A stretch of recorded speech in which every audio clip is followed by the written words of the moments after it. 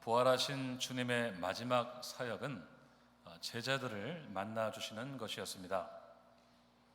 비록 짧은 기록들이지만 주님은 부활하신 이후에 예루살렘과 갈릴리에 수차례 나타나셔서 제자들을 만나 주셨습니다.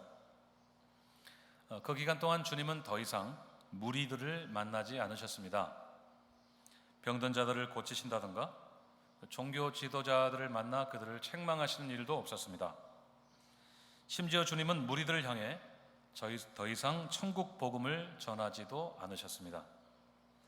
그분이 승천하시기 전에 하셨던 일은 오직 그분을 믿고 따랐던 제자들을 만나시는 일이었습니다. 그 이유가 무엇이었을까요? 주님이 제자들을 만나서 하셨던 일들을 보면 알 수가 있습니다. 결론적으로 말씀을 드리면 부활하신 주님이 하신 일은 제자들을 회복시키는 일이었습니다. 그들의 무너진 신앙과 헌신 그리고 그들의 상한 마음까지도 회복시키는 일을 하셨습니다. 지난주에 살펴보셨던 말씀을 한번 더듬어 볼까요? 주님은 도망쳐서 꽁꽁 숨어버린 제자들에게 나타나셔서 세 가지 메시지를 주셨죠. 기억하시죠? 첫 번째는 너희에게 평강이 있을지어다. 두 번째, 성령을 받으라. 세 번째로 나도 너희를 보내노라. 이 세 가지 말씀이었습니다. 이 세 가지의 말씀은 분명히 그들의 회복을 위한 것이었습니다. 그들이 잃어버린 평강과 사명을 회복시키시고 또 주님이 그들과 영원히 함께 계실 것이라는 약속의 메시지였습니다. 실패와 절망 그리고 패배감에 숨어버린 그들을 회복시키는 것이 주님의 의도였습니다. 주님의 부활은 그들의 회복을 위한 것이라고 해도 과언이 아닐 만큼 주님은 그들이 다시금 제자의 삶을 살게 하시는 일에 집중하셨습니다. 이 주님의 부활의 계절은 회복의 계절입니다. 우리가 다시 그리스도인의 삶의 궤도로 회복하는 계절입니다.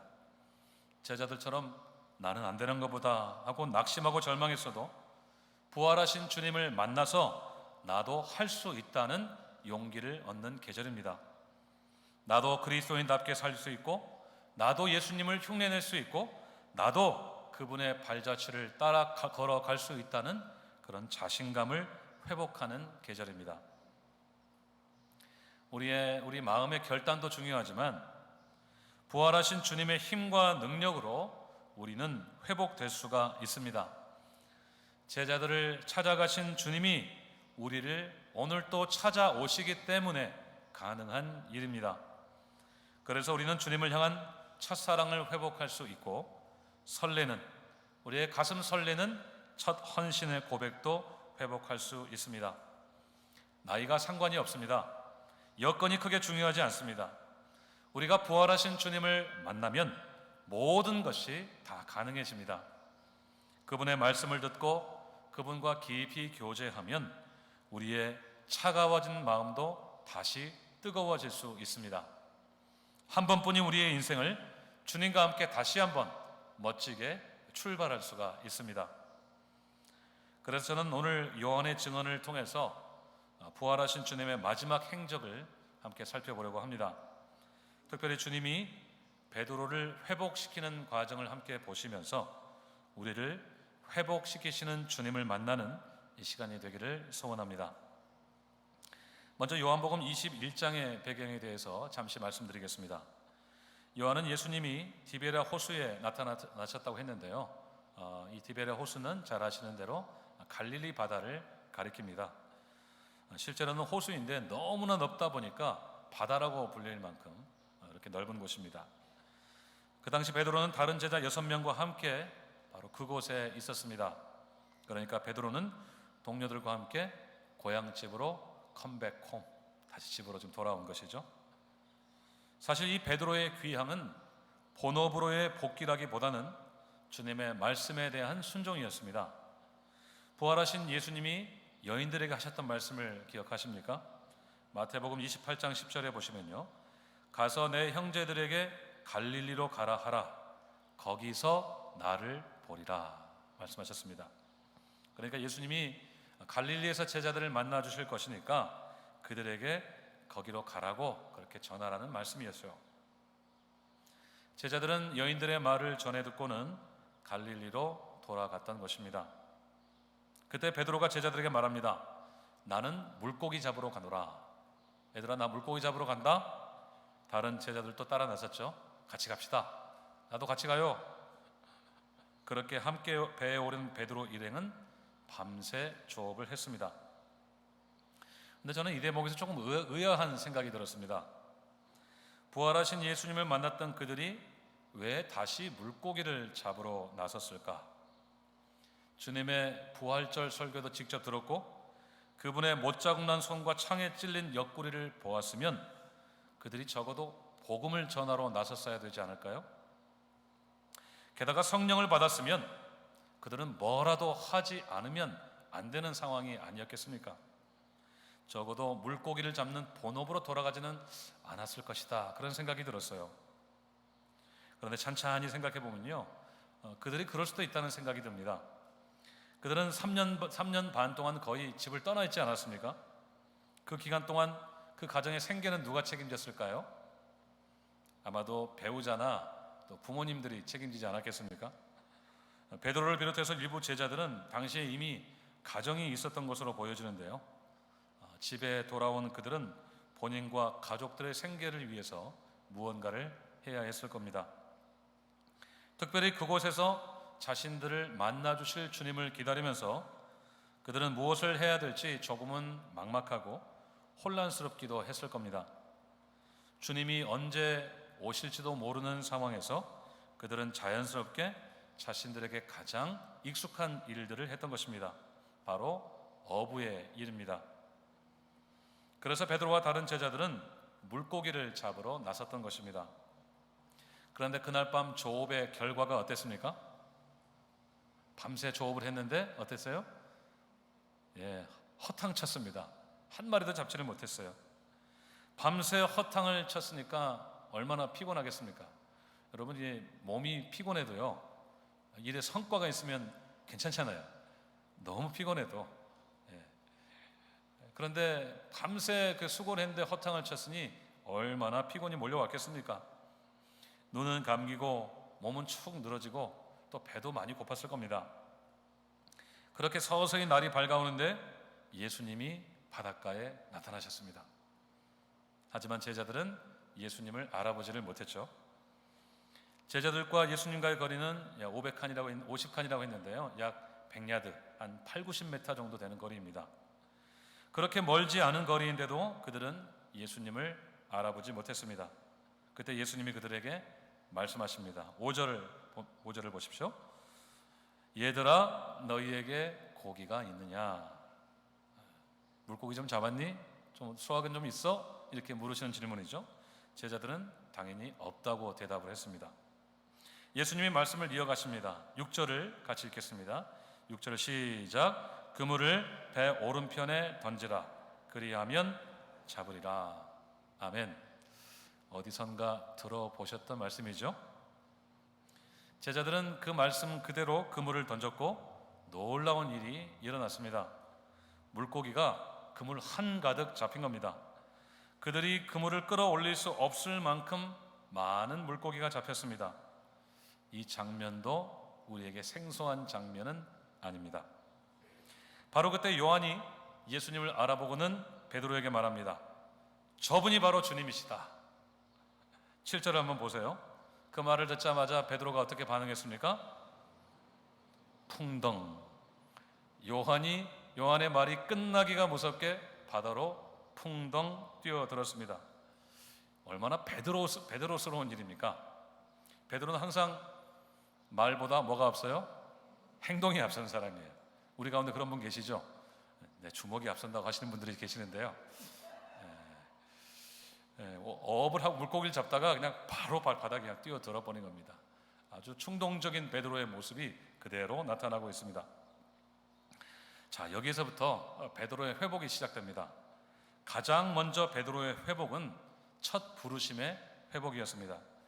밤새 허탕을 친 베드로가 갑자기 많은 물고기를 잡았던 일이 전에도 한 번 있었습니다. 여러분 기억하십니까? 예수님이 베드로를 처음 부르셨을 때의 일입니다. 누가복음 5장에서 베드로는 동업자들과 함께 밤새도록 조업을 했지만 허탕을 치고 돌아왔습니다. 그런데 예수님이 그 배에 오르셔서 막 설교를 하시더니 설교 끝에 뭐라고 하셨어요? 깊은 곳에 가서 그물을 내리라, 이렇게 말씀을 하셨어요. 베드로는 그 말씀대로 했다가 많은 물고기를 잡을 수가 있었습니다. 그물이 찢어지고 배 두 척이 물에 다 잠길 만큼이었습니다. 베드로와 거기에 있는 모든 사람들이 다 깜짝 놀랐던 일이 있었습니다. 그때 예수님께서 말씀하셨죠. 누가복음 5장 10절 하반절을 같이 읽겠습니다. 시작. 무서워하지 말라. 이제 후로는 내가 사람을 취하리라. 아멘. 그것이 바로 예수님이 베드로를 제자로 부르신 첫 순간이었습니다. 그 말씀에 베드로와 동료들은 모든 것을 다 버리고 예수님을 따르기 시작했습니다. 지금 예수님은 정확하게 그때를 재현하고 계십니다. 두 사건의 세팅이 거의 일치하지 않습니까? 마치 그냥 재방송을 보는 것 같아요. 그 당시에 베드로가 어떤 생각을 했을까요? 여러분 요즘 하는 말로 데자부라고 하나요? 돌아가는 일들을 보면서 아마 그는 그랬을 겁니다. 이거 전에 있었던 일인데.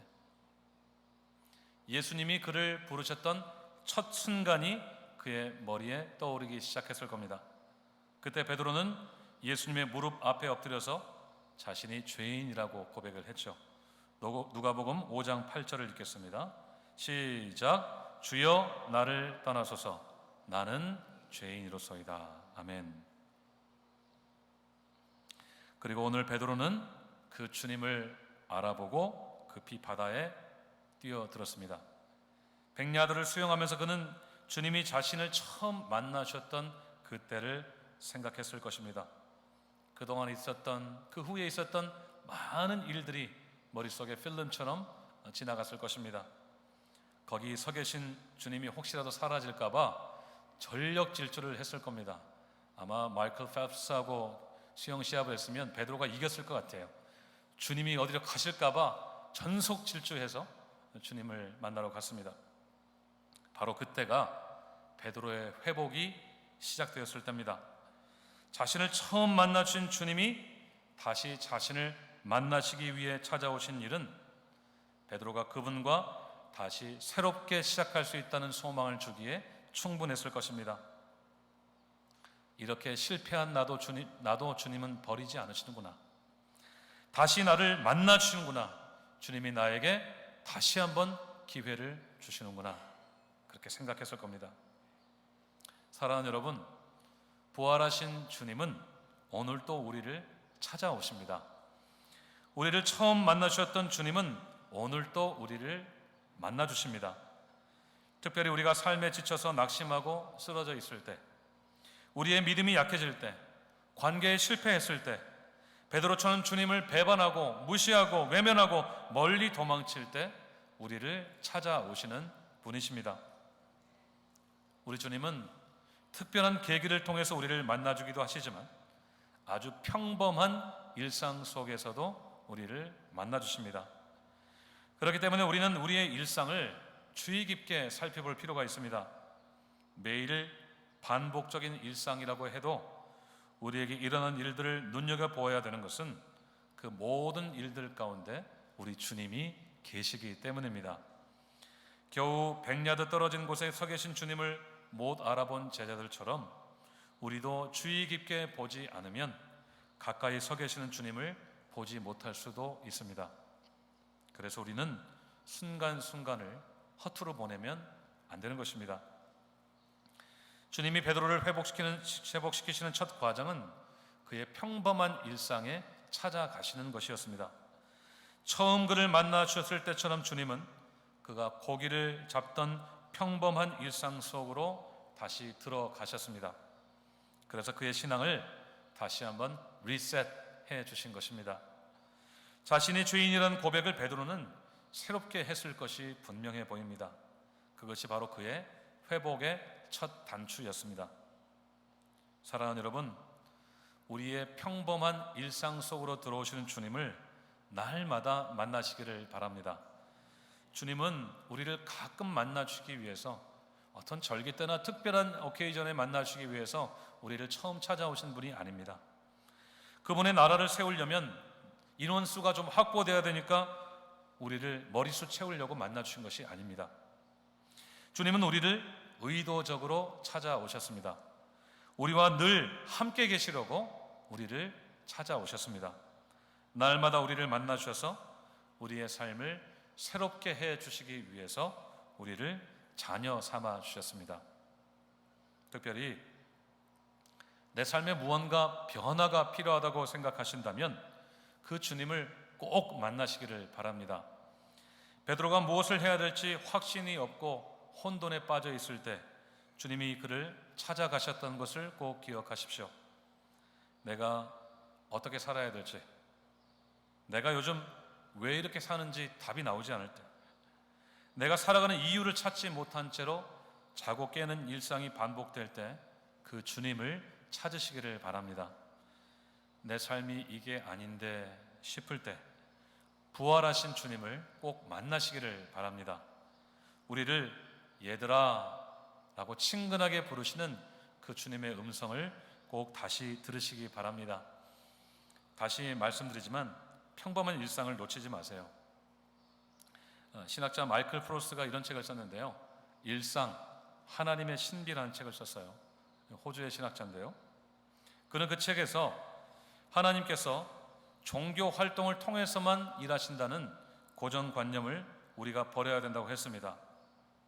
하나님은 당신이 만드신 모든 피조물을 통해 자신을 나타내시는 분이시기 때문에 우리가 교회나 어떤 제도화된 틀 속에서뿐만 아니라 아주 평범하고 소박한 일상 속에서도 하나님의 임재를 경험할 수 있다고 했습니다. 이 책의 제목이 영어로 Eyes Wide Open 이런 제목을 갖고 있는데요, 우리가 눈을 크게 열 때 따스한 햇살과 맑은 공기, 사랑하는 가족과의 따뜻한 포옹 속에서도 하나님의 은혜를 경험할 수 있다고 설명을 했습니다. 정말 맞는 말 같아요. 부활하신 우리 주님은 우리의 일상 속에서 경험될 수 있는 분입니다. 왜냐하면 그분은 우리의 예배라고 하는 한시적인 시간에만 머무신 분이 아니고, 교회라고 하는 제한적인 공간에만 머무시는 분이 아니라 우리와 날마다 순간마다 함께 계시는 분이시기 때문에 그렇습니다. 우리가 어딜 가든지 무엇을 하든지 거기에 계시고 거기서 우리와 함께 하시기 때문입니다. 날마다 우리를 찾아오시고 우리에게 은혜를 베푸시는 분이 바로 우리의 주님이십니다. 우리의 회복은 바로 거기에서 시작됩니다.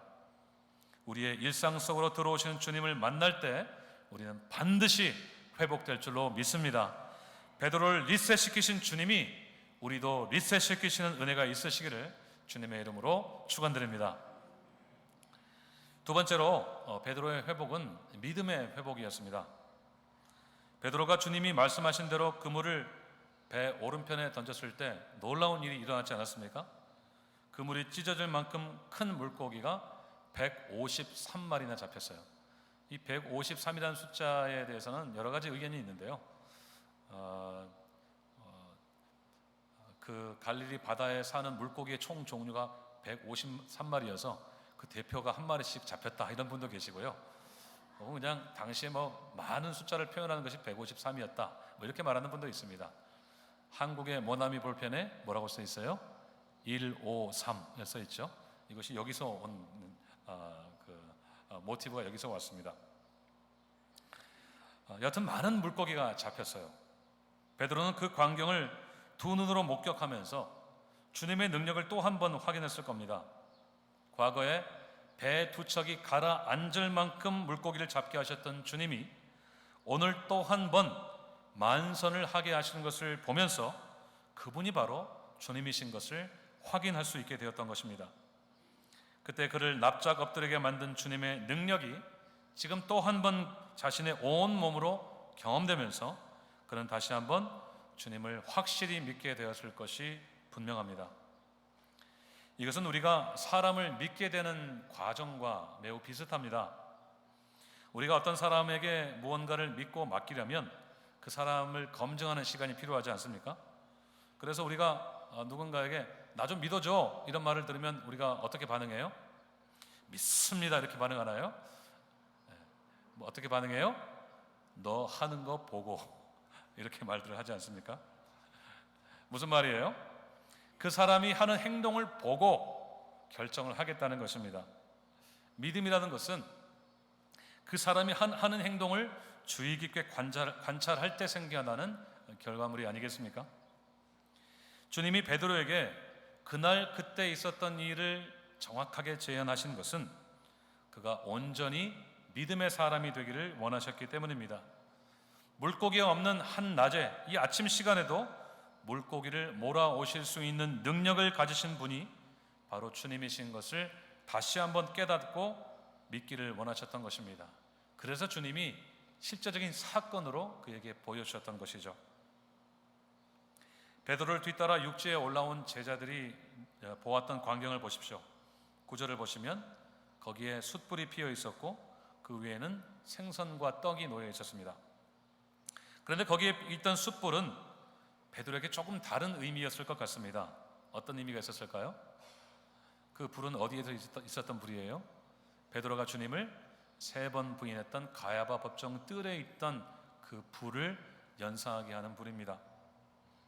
그 이후로도 베드로는 어디에 피어진 불을 볼 때마다 어떤 생각이 들었겠어요? 죄책감. 요즘 말로 하면 트라우마. 그런 것이 그에게 있었을 겁니다. 그래서 베드로는 오늘 그분이 주님이신 것을 알면서도 한마디도 묻지 못했던 것입니다. 그런 그에게 주님의 말씀이 들려옵니다. 와서 조반을 먹으라. 주님이 차려놓으신 생선과 떡을 와서 먹으라는 말씀입니다. 그 생선과 떡을 바라보면서 베드로는 무슨 생각을 했을까요? 여러 가지 생각을 했겠지만 그 중에 하나는 아마도 보리떡 5개와 물고기 2마리로 5,000명을 먹이신 그때의 그 사건을 떠올렸을 겁니다.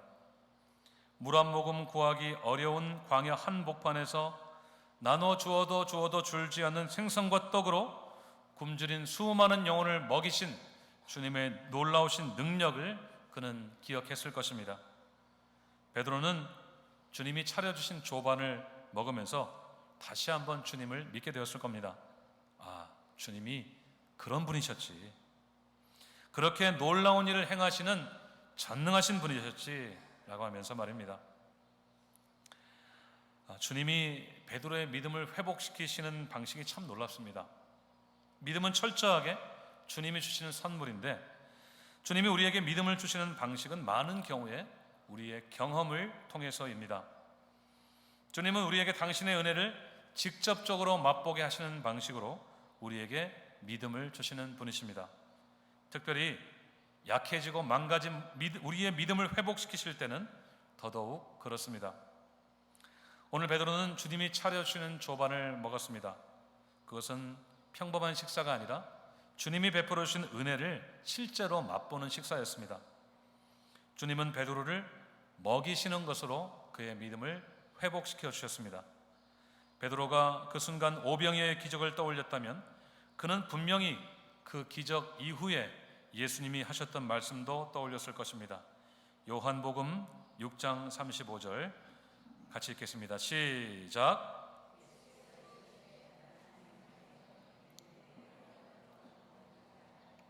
나를 믿는 자는 영원히 목마르지 아니하리라. 아멘. 생명의 떡이신 예수님을 먹고 마시면서 베드로는 그런 믿음을 가지게 되었을 것입니다. 아, 주님만 잘 믿으면 되겠구나. 주님만 잘 믿으면 더 이상 배고프지도 않고 목마르지도 않겠구나. 전능하신 주님이 평생 나를 책임져 주시겠구나. 그런 생각을 했을 것입니다. 사랑하는 여러분, 우리 주님이 우리의 인생 가운데 행하시는 일을 보시기를 바랍니다. 날마다 그분이 베푸시는 은혜를 맛보시기를 바랍니다. 우리에게 조반을 차려주시고는 와서 먹으라고 말씀하시는 그분의 음성을 듣고 생명의 떡이신 그분을 먹고 마시는 우리가 되기를 간절히 소원합니다. 그분으로 인해서 우리가 영원히 배고프지도 않고 목마르지도 않게 된다는 것을 꼭 믿으시기를 바랍니다. 오늘 또 놀라운 능력으로 우리를 먹이시는 주님을 꼭 믿으시기를 바랍니다. 최근에 한 법의학자가 TV에 나와서 그런 이야기를 했어요. 우리가 지금 살아있는 게 기적입니다. 거의 매일 시체를 부검하다 보니까 죽음을 매일 아주 가까운 위치에서 접하는 거예요. 죽음이 자신의 손앞에 있고 자신의 눈앞에 있습니다. 그러다 보니까 지금 본인이 살아있는 게 기적처럼 느껴지더라는 거예요. 오늘 우리가 살아있는 것이 주님의 기적입니다. 더 큰 기적이 무엇입니까? 우리에게 영원한 생명을 주셨다는 것입니다. 오늘도 그 주님이 주시는 영원한 생명의 양식을 먹고 마실 때 우리의 믿음이 온전히 회복되는 이 계절이 되시기를 주님의 이름으로 축원드립니다. 마지막으로 주님은 베드로와의 관계를 회복하셨습니다. 15절 이하에서 주님이 베드로에게 3번 같은 질문을 하셨죠.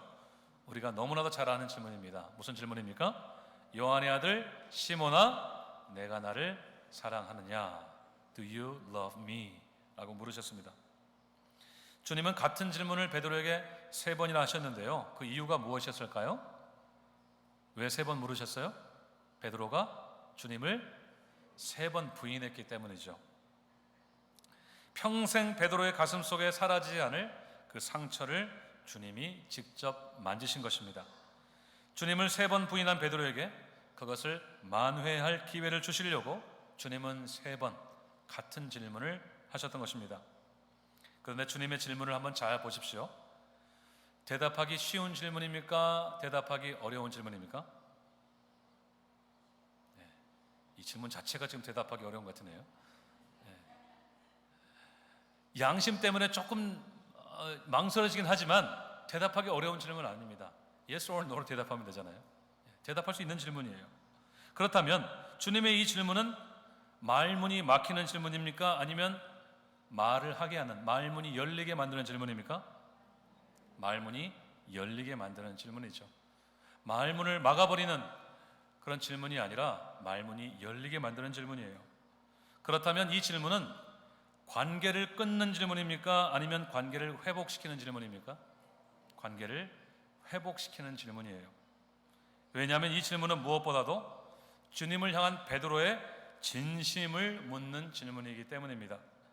그가 했던 행동들을 따지는 질문이 아니라 그의 마음 깊은 곳에 자리 잡고 있는 근본적인 동기에 대한 질문, 그의 진심에 대한 질문이기 때문입니다. 주님은 베드로에게 기회를 주셨습니다. 베드로가 주님을 향한 자신의 진심이 무엇인지를 다시 한번 생각해보고 그것을 표현할 기회를 주신 것입니다.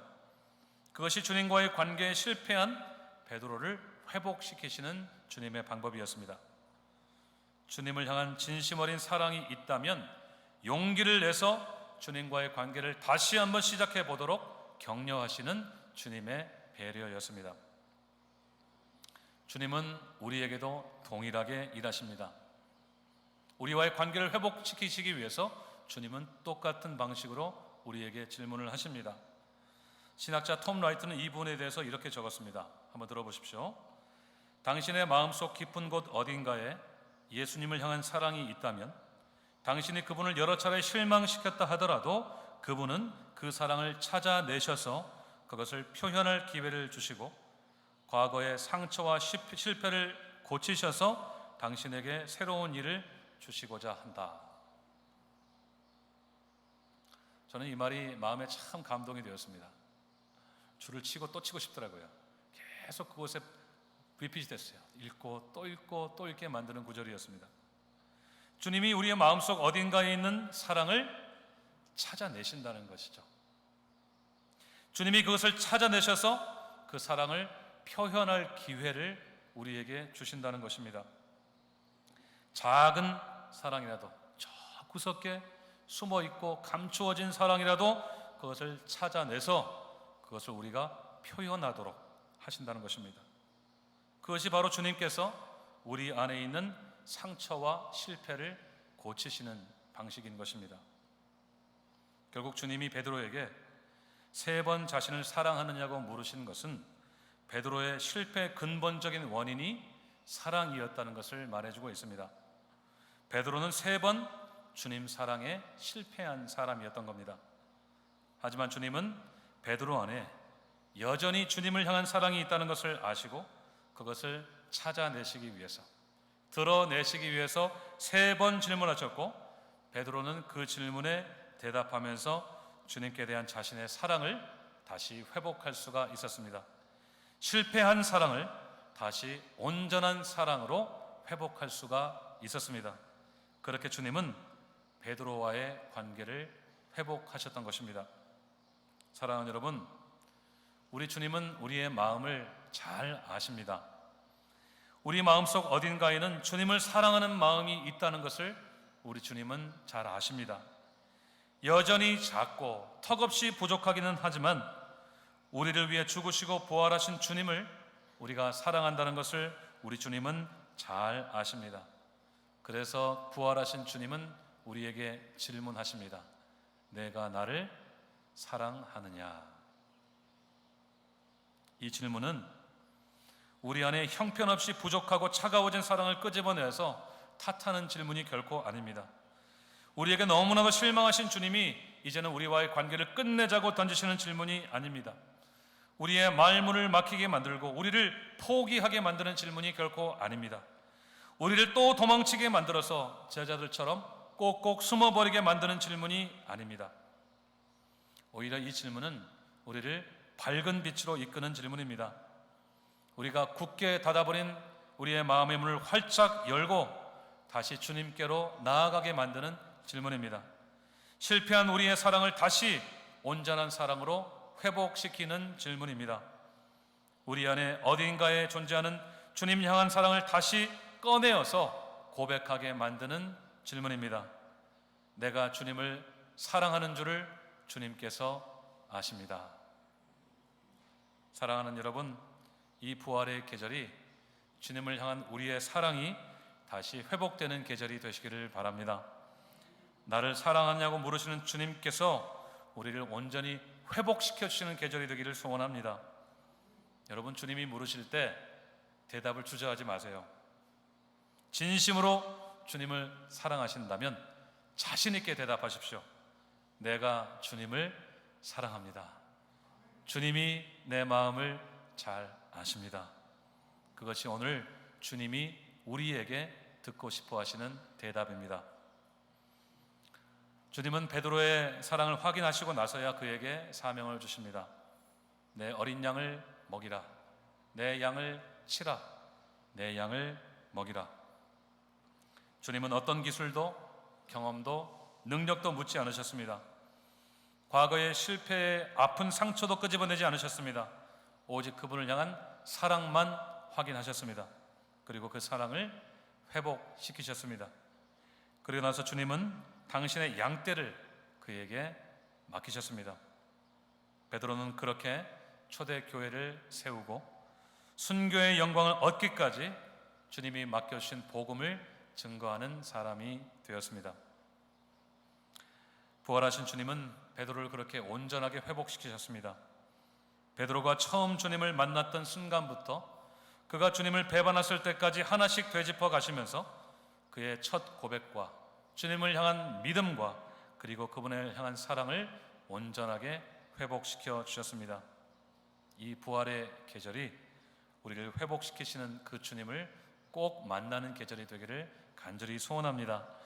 주님이 우리를 처음 만나신 순간부터 오늘까지를 되짚어 주시는 그분의 섬세하고 따뜻한 은혜로 우리의 무너진 신앙과 망가진 삶이 회복될 수 있기를 간절히 바랍니다. 주님을 향한 사랑의 고백이 회복될 수 있기를 바랍니다. 그래서 우리도 베드로처럼 다시 한번 주님 나라 위에 쓰임받는 복되고 영광스러운 인생이 다 되시기를 주님의 이름으로 축원드립니다. 기도하겠습니다.